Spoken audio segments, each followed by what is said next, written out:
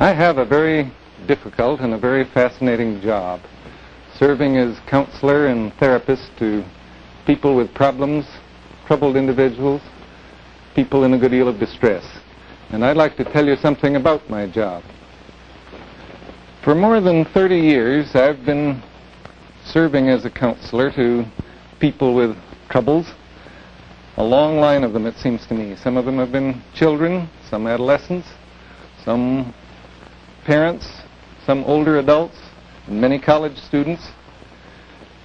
And as I think back over the years, it seems to me that many of them are people like you and me, people with problems in regard to their marriage or their family, their home, their schoolwork, and so on.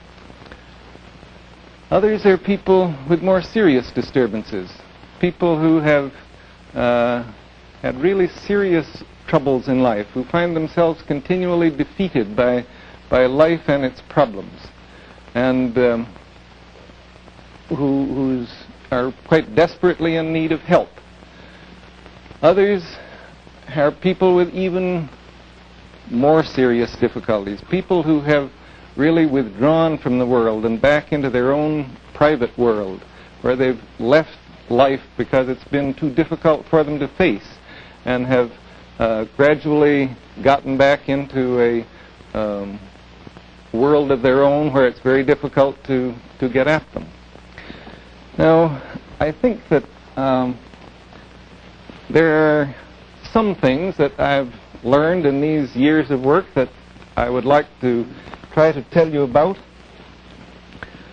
I think that I've learned something about the kind of relationship that can be helpful in working with individuals, and I'd like to share some of that with you. I might say, first of all, that I've had a good deal of unlearning to do, too. When I first went into this work feeling quite proud of my newly gained psychological knowledge, I thought that I would surely be able to diagnose and understand the cause of a person's problems and try to explain that cause to him and be of help to him in that way. Well, I found that I could often make a diagnosis of his difficulty. I think that in many instances I was correct, but I found that it didn't particularly help to try to explain to a person the cause of his difficulties. Then I also felt pleased with the fact that I would be able to make suggestions to them, that I would be able to, having understood the cause of their problem, to help an individual by giving him sound suggestions as to what he should do and the ways he should behave and the course of action he should follow. Well, I did that, and it seemed to me that at times it was quite satisfying to me to make those good suggestions, but again I found that it did not help. People simply are not helped by advice. If they were, they would never have to come to a counselor, because people with problems have had dozens of individuals giving them advice. They've had advice from their friends and their families and their lawyers and their doctors. If advice would help, no one would ever come to a counselor because they would already have had plenty of good advice. So I've gradually come to recognize that the most valuable kind of help I can give is the kind of psychological climate or psychological atmosphere that I can create. And I'd like to talk a little bit about that. Let me make it quite specific. Suppose that a person is coming to see me. This individual has made an appointment, has called and said that he has a problem he wants to talk to me about. He's coming for the first time. I used to feel that I would want a great deal of information about this person before I began to work with him. I thought I'd want a social case history. I'd like to know what his personal experience and his school experience and so on might be. I'd want the results of tests that might give me a picture of his personality characteristics. I thought I needed all that information in order to start work with him. As time has gone on, I feel less and less need of that kind of information. It's really not too important to me what brought him to his present state, because the only thing that really matters is the kind of relationship that we can form right now.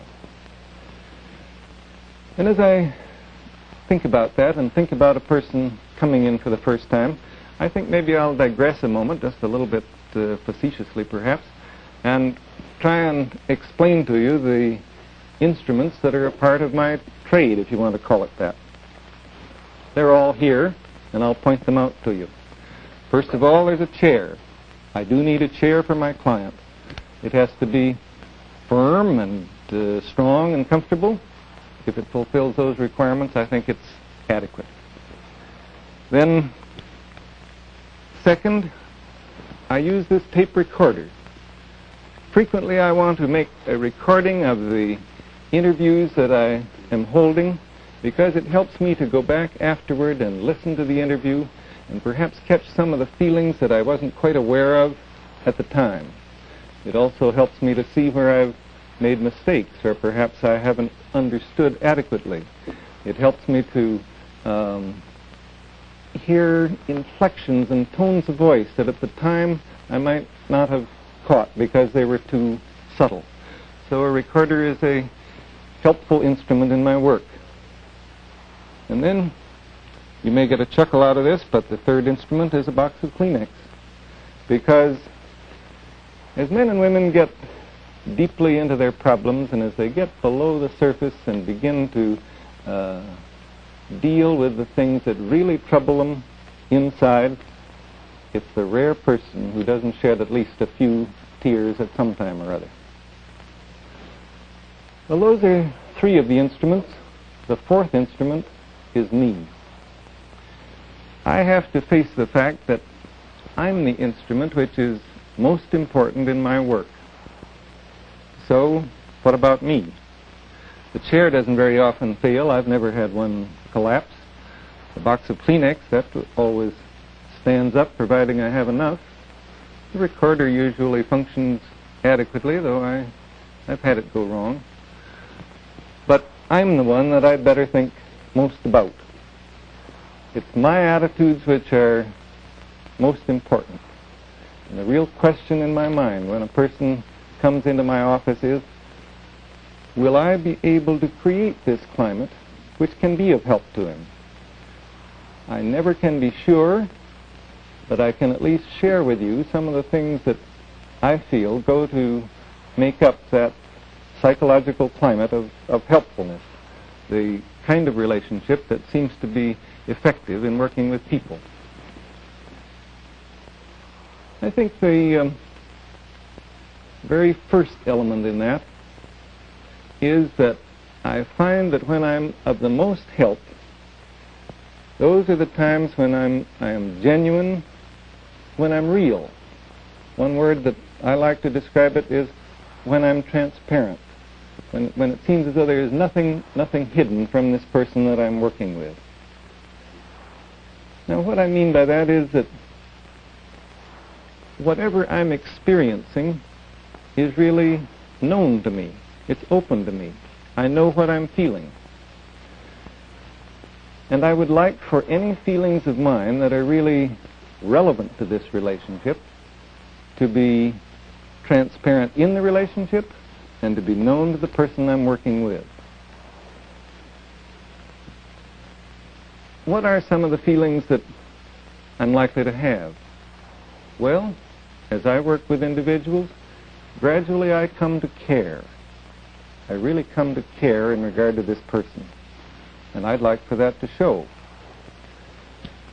Another feeling that certainly is very often real in me is one of compassion. Because sometimes individuals have had lives of terrible loneliness and real torment. And I do feel compassion toward them. And I'd like that to show. And then one thing that is almost certain to be present in me is interest. People are fascinating, and I am interested in them as individuals, and I'd like that to show. And then I feel a desire to really understand them in a way that seems to catch their point of view, and I'd like that to show. But then, suppose I have other feelings. Suppose I feel somewhat bored with this individual. Well, I'm not proud of it, but I'd like that to show too.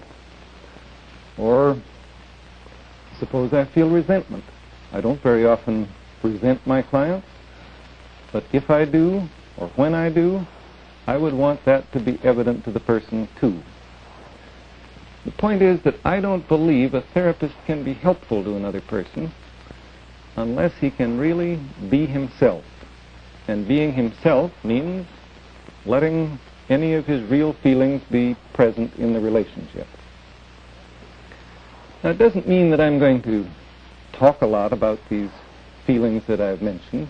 As a matter of fact, I'm pretty quiet in an interview. I don't really say a great deal. But I would like it for my feelings to really be visible and evident to this other individual. I want to be real and open within myself so that I communicate just one message. Now, that may sound a little strange, but often we communicate more than one message, and that's very confusing. Suppose I resent the fact that a client of mine is taking too much time, but I cover it up. Well, then he hears one message, but he's actually receiving another message too, because he may sense my resentment. I think we sense lots of things that we don't really understand easily. Or suppose I really care about this person, but I cover that up by trying to take a strictly professional, cool attitude, and I don't let it show. Well, then too, the client is getting two messages. On the one hand, there's this coolness. On the other hand, perhaps he does sense a warmth in me. I would like it to be just one message. It may seem a little odd to you that I give so much stress to the therapist being real, even when his feelings are not those that he would be very proud of. I think perhaps I can illustrate the reason for that by telling you a story. There was a counselor in our staff who one day received a message that one of his children had been hurt. And naturally, he was greatly upset, and his first thought was that he would cancel the rest of his appointments for that day and go home and find out how serious the trouble was. And then he got to thinking about his next client. This was a client who came from a long distance, way out of town. And the counselor thought, I can't do that to him. He's come a long ways. I'll see this one person and then I'll go home. And so he had the client come in. He tried to listen to him. He tried to be sympathetic and understanding. But all the time his mind was really on his child and wondering how serious the accident had been. And the interview didn't go well.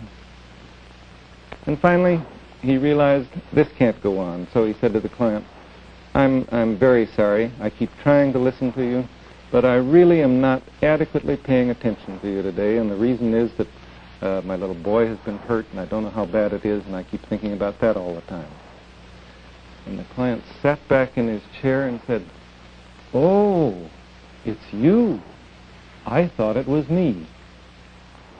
I don't know whether you get the real point of that story, but you see, when the counselor was not real and he was trying to put up a front of understanding and sympathy that he wasn't really feeling, the client sensed that something was wrong, but then directed all that feeling against himself and thought he must be the one who was doing something wrong. So it was a great relief to him to when the therapist became real instead of trying to put up a false front. So, as I say, the first element in this relationship is that I want to be real, I want to be genuine, I want to be transparent.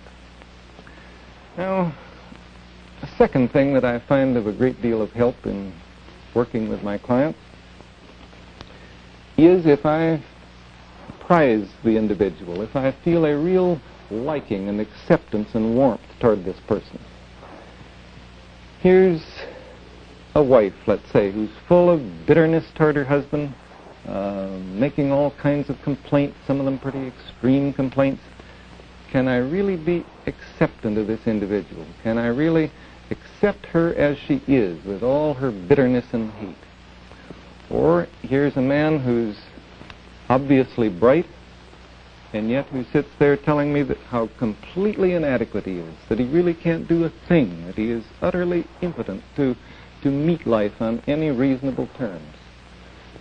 Can I accept a person like that? Can I accept him as he is? Or here's a man who's stepping out with a woman not his wife, going against the morals of the community. Can I accept that person as he is? It's that kind of question which continually comes to mind. Do I accept a person in the way in which he really presents himself, or do I form a judgment about him? I think that acceptance means a willingness for a person to be separate. Now, it's very, very hard for most of us to let another individual be separate. We want him to be someone like me. We want to judge him. We want to say things like, well, that's wrong. Or we want to say, well, I had an experience like that, but I wasn't depressed by it. We continually try to see him through our eyes instead of letting him be a separate individual with his own feelings, his own attitudes, and his own behavior. And if there's one thing that I've learned in my experience, it is that I want to value him as he is, with the potentialities he has, to be sure, but I want to value and prize and accept him as he is. A separate person with the right to his own feelings and his own behavior and his own way of seeing things. And that last brings me to the third element in the kind of relationship I want to create. Can I understand this person sensitively, accurately? Can I understand him with empathy, which means getting inside his world and seeing his world from his own point of view? Can I really sense the flavor of his feelings and the attitudes that he's talking about? Here's a bright, attractive, married woman who tells me that she finds life so hopeless that she often considers suicide. Can I really understand how, with all her good qualities, nevertheless life can seem that way to her? That's what I mean by really understanding from within. Can I see how remote and alone and hopeless she feels, in spite of what all the rest of us might think of as very positive elements in her life? Or a boy at the state hospital who gives me a confused story about property assessments of all things, and tries to tell me how property is assessed, and once it's assessed, it stays that way for a long, long time, even though the property keeps changing. And as I listen and listen to him talk about that, I begin to sense the meaning, that he's trying to tell me that though things remain the same on the surface, yet things are changing underneath. And I'd like to really sense the way in which that seems to him, and through his garbled talk to get the personal meaning that he's trying to communicate. Now, it's simply incredibly difficult for most of us to simply understand without judging, to see the other person's point of view without making judgments about it. We have absolutely no experience of that kind in our social conversation or in our ordinary life. When you listen to this talk, or when you listen to your friends speak, you immediately begin to form judgments about it. You don't listen to try to get the other person's point of view. You try to make judgments of it from your point of view. That's why I find that in training counselors, it's terribly difficult to get them simply to be willing to understand from within and to stop at that point. I think people who do listen and understand and who don't judge are deeply valued in any community where they live. They get to be known as people who help. people ask, why does this help? Why does if you just understand a person, doesn't that confirm him in what he's doing? Doesn't it make him settled in his problems? No, that's not so. If I understand a mother who's rejecting her child, or an errant husband, or someone of that sort, and can understand him accurately and accept him completely, then that creates in him the most positive basis for change that I know. That's the kind of climate which permits a person to change and makes it likely that he will change. Whereas without any understanding and without any acceptance, individuals are often frozen into the very behavior patterns which they wish they could leave behind. So I would like to be a very sensitive instrument in understanding and sensing just the flavor and meaning of what this person is trying to tell me, and letting him know that I do understand that and that I sense how it feels to him. Now, a fourth element in this climate I'm trying to describe, and this is the first element I have spoken of that has to do with my client, is the question of whether the client can perceive in me some of these attitudes that I've spoken about. He doesn't have to perceive them all the time, but it is the question of whether he can at times perceive me as acceptant and understanding and real. If he does perceive me in that way, and if I have those attitudes, then in my experience, constructive change in this other person is almost inevitable. He will move and change in ways that will help him to resolve his problems and will make him a socially more constructive person. But sometimes that's very, very difficult. One girl that I'm working with feels that what I'm really trying to do is to find out how stupid she is. And even though that's not my intent or my attitude, yet that is the way that she sees me. Or I think of a man whom I'm working with at the present time too, who says to me, "You don't really care. To you I'm just a guinea pig. You don't really care at all about me." Well, he's sure that I have no concern about how tormented he is.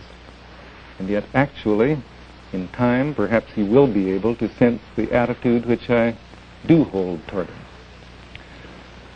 Or there's another girl at the state hospital with whom I'm working who thinks that she hears me calling her bad names. Now, in other words, she doesn't perceive that I care, doesn't perceive that I have any regard for her. And yet, at times she does. And little by little we're getting to the point where she can sense in me some of the attitudes that will make it possible to for her to change and grow and be helped. So, even if I've achieved some of the attitudes that I have tried to talk about, I can't be sure that they'll be perceived by my client. Especially, I can't be sure that they will be immediately perceived by people who feel hurt and lonely and tormented and unloved. Well, I think those are the conditions which, if they exist, almost guarantee that a person will be helped. Now, am I just talking in very personal terms? Is it just a fantasy? Or are there facts that would back up this point of view? Well, I think you might be interested in one research study that I could tell you about. Dr. Halkides at the University of Chicago took small bits of recorded interviews from cases that had been helped a great deal, and also from cases who had received relatively little help in working with a counselor.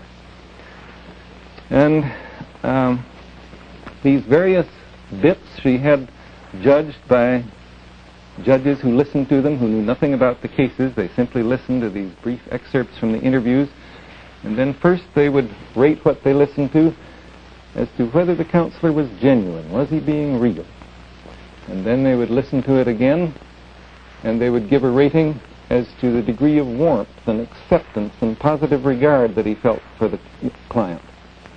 And then they would listen still a third time and rate it as to the accuracy of his understanding of the client's meanings as they were being expressed. And she found that there was a clear association between these qualities in the therapist and the degree of success in the client. In other words, the more the therapist had these attitudes that I've tried to describe, the more likely it was that the person would find himself growing, would find his problems resolved, and so on. So these attitudes that I've described as being distilled out of my experience are also being confirmed by hard-headed research. Now, in closing, I want to read you something from a paper I recently wrote. I wanted to sum up what it feels like to be a counselor, to be a therapist. And here's what I wrote. To the counselor, it's a new venture in relating. He feels, here is this other person, my client. I'm a little afraid of him, afraid of the depths in him, as I am a little afraid of the depths in myself. Yet as he speaks, I begin to feel a respect for him, to feel my kinship to him. I sense how frightening his world is for him, how tightly he tries to hold it in place. I would like to sense his feelings, and I would like him to know that I understand his feelings. I would like him to know that I stand with him in his tight, constricted little world, and that I can look upon it unafraid. Perhaps I can make it a safer world for him. I would like my feelings in this relationship with him to be as clear and transparent as possible, so that they're a discernible reality for him, to which he can return again and again. I realize that his own fears may make him perceive me at times as uncaring, as rejecting, as an intruder, as one who doesn't understand.